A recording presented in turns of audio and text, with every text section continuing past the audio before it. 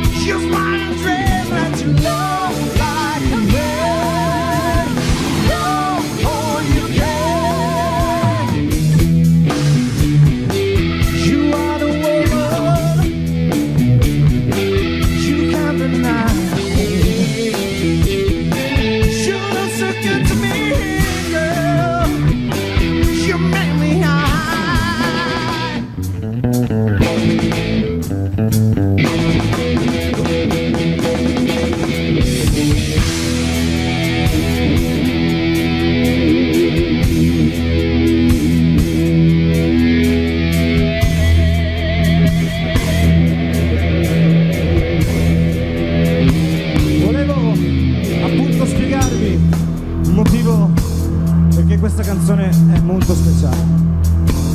Erano i magici anni 60, esattamente il 69, Woodstock. Alvin Lee insieme al suo gruppo, i Ten Years After, affrontavano quel magico palco, entrando nella storia del rock.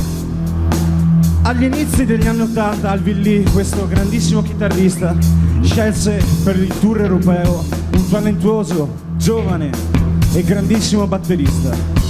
Questo batterista lo potete sentire, ascoltare e soprattutto apprezzare, perché era Max Zuber Jan Antuono! Un applauso!